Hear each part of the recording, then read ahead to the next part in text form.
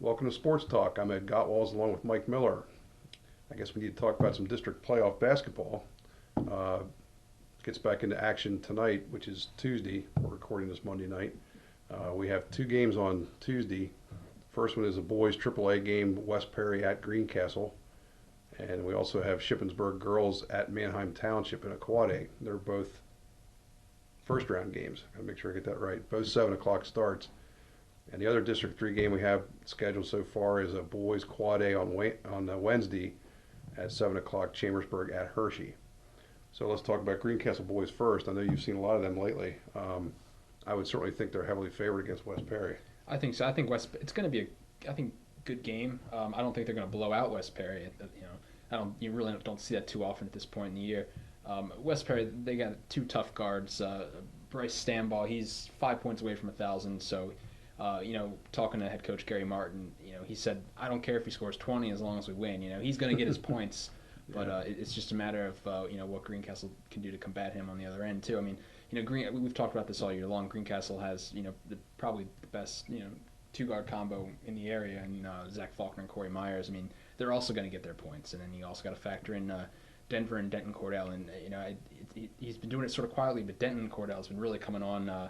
Last 5 or 6 games, he's been double figures in just about all of them. He's been doing on both ends of the court. So, Greencastle at this point, they're very well rounded. And just sort of like we've been saying all year, their one weakness is probably size, but they have so many other dimensions where they can make up for that. Yeah, I wouldn't call them a great defensive team, but they do disrupt teams at times, and they certainly do an awful lot of scoring off those mistakes the other team makes. Yes. Do Shippensburg girls, since they're also tonight.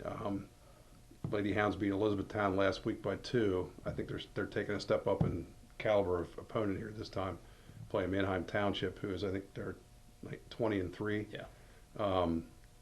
Ship has some good players, no question, but they're going to play probably their best game of the year here. The matchup comes down to Angel Van Brackle versus Alex Ross from Manheim Township. That's going to be a really big, tough physical matchup in the paint.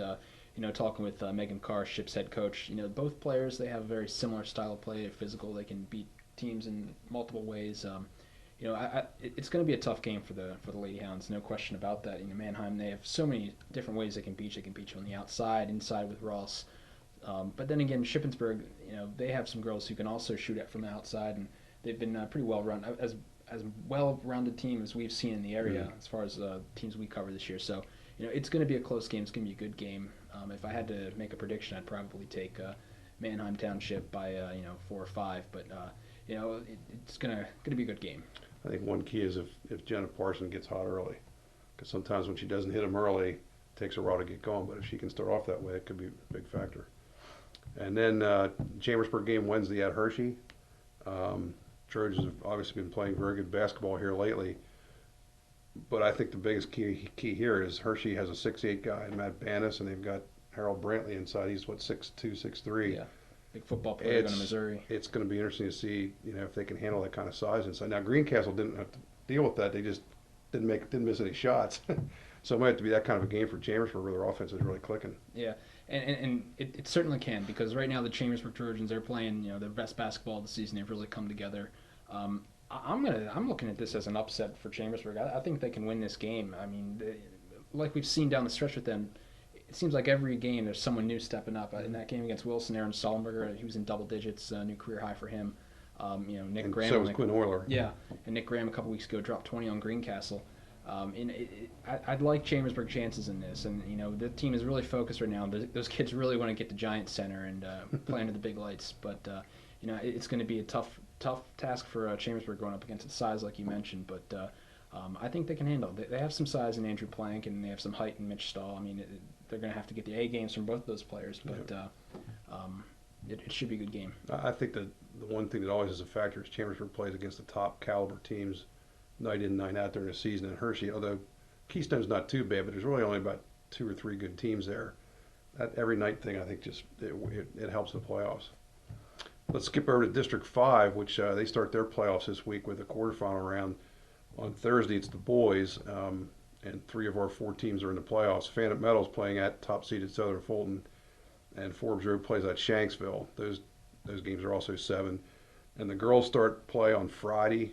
All 4 of our teams in this quarterfinal round. Forbes Road is playing at Southern Fulton. The Indians are also top seed in there in the girls. Fanet Meadow plays at Myersdale, and McConnellsburg plays at Shanksville. Um, I mean, Southern Fulton is certainly the driver's seat. They're the top seed in both, and it's going to take an awful good game for anybody to beat them. Any level, no, or any round, not just the first round. Yeah, I'm sort of seeing the District 5 tournament play out like it has been in previous years. It's so hard to see Southern Fulton losing at any point in this round. I mean, the Indians are focused on making a nice run in states, and they're not really facing they've beaten pretty much all these teams already this year by sizable margins. They're just on both sides, boys and girls. They're just stacked. So Yeah. The boys, it looks like, to me at least, it looks like Southern Fulton and then Shanksville and Shade are both 18 and 4. They're the second and third seed. They're certainly going to be competition, but and Southern Fulton just has such a presence about them in big games. It's just very impressive. And the girls, their only loss this year is to Berlin, who's the second seed. They're 19 and 2, so that's obviously going to be a good game. That game they lost was at Berlin, so this will be a neutral court. So I don't know. I think those are Southern Fulton shouldn't have any trouble until they get to the finals. I don't think. no. The way it looks. And then I'll also throw in one more thing. I'll throw in a plug in for wrestling. Mike, you can probably sit this one out. We had the sectionals last week, and this week is a District 3 tournament Friday and Saturday at Hershey Park Arena. We have 12 wrestlers from the area in AAA, and we have 6 from James Buchanan in AA. I feel pretty certain some of these are going to get through to the next round in AAA.